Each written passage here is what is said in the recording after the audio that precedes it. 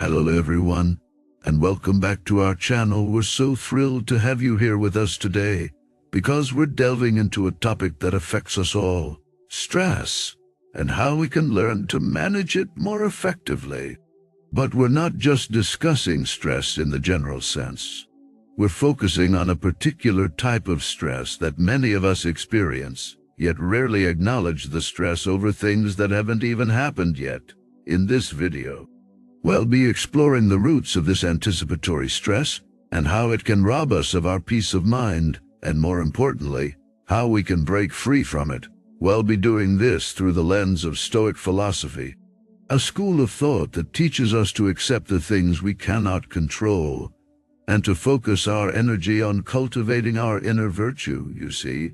Stoics believe that our distress is not caused by events themselves, but by our perception of these events. So, if we're constantly worrying about what might go wrong in the future, we're essentially causing ourselves unnecessary suffering. Sound familiar, right? Well, you're not alone, right? It's a common human tendency, but the good news is we can change this pattern, drawing on the wisdom of ancient Stoic philosophers like Epictetus, Seneca, and Marcus Aurelius. We'll offer practical strategies for breaking free from the cycle of anticipatory stress. We'll discuss how to distinguish between what's within our control and what's not, how to foster resilience in the face of uncertainty, and how to cultivate a more peaceful, present-focused mindset. We promise that by the end of this video, let's dive straight into the heart of the matter, understanding Stoic philosophy. The word Stoic often conjures up images of individuals who are emotionless, detached, and indifferent to pain or pleasure. But this is a common misconception. Stoicism, a philosophy founded in 3rd century BC, is not about suppressing feelings. Instead, it's about understanding our reactions and responses to the world around us. The Stoics believed in living in harmony with the natural world.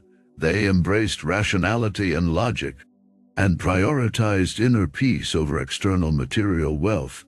They were more interested in virtue, in being good human beings, in cultivating wisdom, courage, justice, and temperance. These were considered the real riches, not gold or silver. Stoicism teaches us to distinguish between what is within our control and what is not. Things within our control are our own opinions, desires, dislikes, and essentially the will to act. On the other hand, things beyond our control include everything else in the world: the past, the uncontrollable future, the weather, and the actions of others. Stoics argue that we often suffer not because of events in our lives, but because of our judgments about them. If we can change our perception, we can control our emotional responses. For example, if you're stuck in a traffic jam, you could choose to see it as an opportunity to listen to an audiobook or enjoy some quiet time, rather than an unfortunate event that's making you late. So, how does Stoicism help us in breaking free from unnecessary stress, you ask? Well, much of our stress comes from worrying about things that haven't happened yet, and may never happen at all. Stoics say that such anticipation of future suffering is pointless. Instead, they encourage us to focus on the present moment and deal with future problems if and when they arise. Stoicism doesn't mean eliminating emotions, but managing them to lead a more fulfilling life. It's about understanding that we cannot control everything that happens to us, but we can control how we respond to it. Now, the real question is, how can we apply Stoic philosophy to our modern lives to break free from unnecessary stress? How can we train our minds to focus on the present and stop suffering over what hasn't happened yet? Well, stay tuned to find out the practical steps to incorporate Stoicism into your everyday life. and start your journey towards serenity. Now, let's dive into the second main point, the problem of anticipatory stress. This is a concept that many of us are all too familiar with, even if we don't know it by this name. Essentially, anticipatory stress is the anxiety or tension we feel about future events or potential outcomes. It's that knot in your stomach as you think about a big presentation at work next week, or the restless night's sleep you have before a big exam. It's worrying about what hasn't happened yet, and may never happen at all. This is a problem that has been acknowledged and deeply explored within Stoic philosophy. The Stoics believed that our fear of the future is a major source of unnecessary stress, and they developed practices to help manage and mitigate this anticipatory anxiety. They understood that our minds tend to race ahead, envisioning all the things that could potentially go wrong. In doing so, we create a reality in our minds that is far worse than anything that might actually happen. This, in turn, leads to a great deal of suffering. But here is the key insight. This suffering is entirely self-imposed. It's a product of our own imagination, not of the reality we inhabit. The Stoics taught that we should focus on what is within our control and accept what is not. The future, they argued, is largely beyond our control. We can plan, prepare, and hope, but ultimately the outcome is uncertain. By focusing on the present moment and on the actions we can take right now, we can reduce our anticipatory stress and lead a more peaceful and contented life. This might sound simple, but it's actually quite a radical shift in perspective. It requires us to let go of our need for certainty and control, and to embrace the inherent unpredictability of life. This can be challenging, but the Stoics believed it was essential for achieving tranquility and happiness. To illustrate this, let's take the example of a job interview. Instead of spending days or weeks worrying about whether you'll get the job, the Stoics would advise you to focus on what you can control, preparing thoroughly, presenting yourself well, and answering the questions to the best of your ability. The decision of the hiring manager is beyond your control, and therefore not something you should worry about. But how can we put this into practice, especially when our minds are so conditioned to worry about the future? Well, the Stoics had some practical advice on this too, which we'll explore in our next main point. So stick around, because you won't want to miss the powerful strategies the Stoics used to free themselves from the bondage of anticipatory stress. All right, let's dive straight into our third main point, Stoicism's approach to anticipatory stress. Stoicism, an ancient Greek philosophy, provides a unique and grounded perspective on anticipatory stress. Stoics, who believed that some things are within our control and some things are not, encouraged a focus on what we can control. In the case of stress about future events, this means managing our thoughts, perceptions, and reactions, rather than the event itself. The Stoics believed in the power of the mind and its ability to shape reality. One of the central teachings of Stoicism is that it's not events themselves that disturb us, but our judgments and interpretations of them. So, when it comes to anticipatory stress, it's not the future event that causes us stress, but rather our thoughts and expectations about it. Take, for instance, the anxiousness you feel before a big presentation at work. The Stoics would argue that it's not the presentation itself that's causing the stress, but your thoughts about it. You might be worrying about forgetting your lines, or making a mistake, or how your colleagues will react. These are all assumptions you're making about an event that hasn't even happened yet. A Stoic approach would be to acknowledge these worries, and then to ask yourself, are these worries within my control? Can I control whether I forget my lines? To some extent, yes, through preparation. Can I control how my colleagues will react? No, that's entirely up to them. By distinguishing between what's in your control and what's not, you're able to minimize unnecessary stress.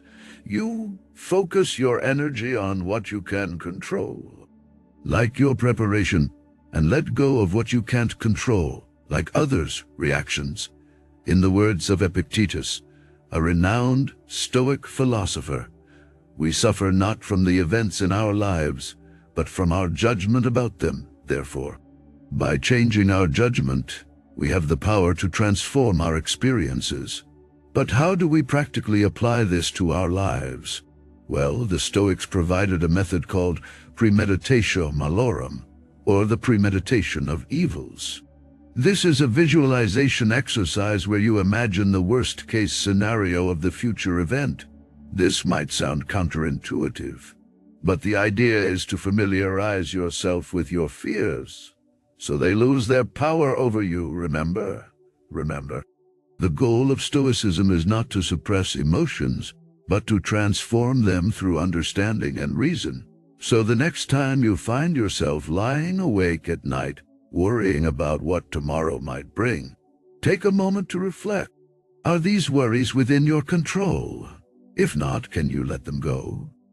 In the next section, further in this section, we'll discuss some practical techniques for applying Stoic philosophy to reduce stress. These strategies can help you build resilience and mental strength, and they're all grounded in the timeless wisdom of the Stoics. First, practice the art of negative visualization. This might sound counterintuitive, but it's a powerful tool in the Stoic toolkit. By imagining the worst-case scenarios, we can prepare ourselves mentally and emotionally for potential challenges. This doesn't mean dwelling on the negative. Instead, it's about understanding that even in the worst-case scenario, we can still find a way to endure and even thrive. Secondly, embrace the dichotomy of control. This is a foundational Stoic concept that advises us to focus on what we can control, our actions and attitudes, and let go of what we can't, external events and other people. When we concern ourselves with things beyond our control, we give away our power and open the door to stress and anxiety.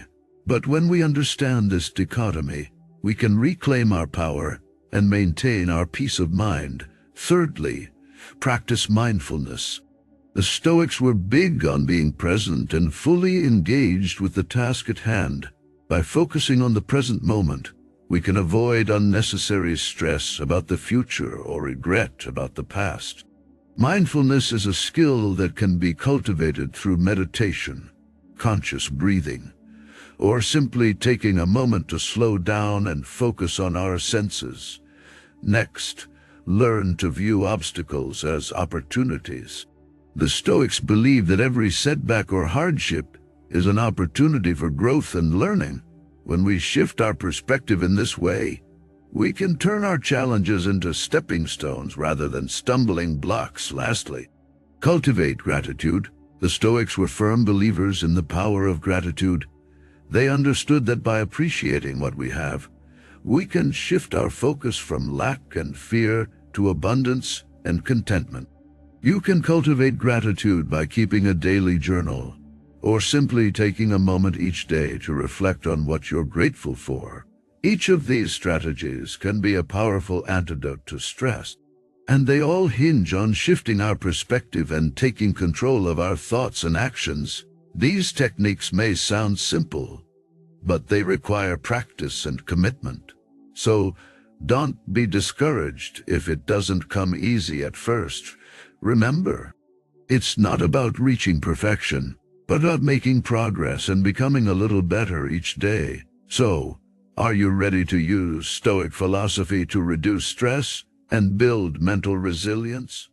In the next segment, we'll dive deeper into how you can integrate these techniques into your daily life. We'll also share some examples of how some of the greatest minds in history have used Stoic philosophy to overcome challenges and achieve greatness. So stay tuned. because now let's dive into some real-life examples and case studies that illustrate how the principles of Stoic philosophy can help us break free from unnecessary stress and stop suffering over what hasn't happened yet. First, let's take the example of a high school student. Let's call her Emily. Emily is a straight-A student who has a big test coming up. She's been studying for weeks, but she's still stressed about it. She's constantly thinking about what could go wrong. What if she forgets everything she's learned? What if the test is harder than she thought? What if she doesn't do well and ruins her perfect GPA? In this scenario, Emily is suffering over something that hasn't happened yet. She's creating stress for herself, and it's affecting her performance. So, how could Emily apply Stoic philosophy in this situation? The Stoics would advise Emily to accept that she cannot control the outcome of the test. What she can control is her preparation and her response to the outcome. By focusing on these aspects, Emily can reduce her stress and increase her chances of doing well on the test. Now, let's consider a business owner whom we'll call John. John's business has been doing well, but is constantly worried about the future. Is losing sleep over potential economic downturns, competitors, and other factors that could harm his business. This is another instance where Stoic principles can come into play. John could learn to accept that he cannot control everything about his business. He cannot control the economy, his competitors, or the market. What he can control is how he runs his business, how he responds to challenges, and how he plans for the future. By focusing on what he can control, John can reduce his stress and make more rational decisions. These examples illustrate how Stoic philosophy can be applied in everyday life to reduce unnecessary stress and stop us from suffering over what hasn't happened yet. But Stoic philosophy isn't just about accepting what we can't control. It's also about developing resilience, maintaining a positive outlook, and focusing on what truly matters in life. We might think that Stoicism is a cold and emotionless philosophy, but that's not the case.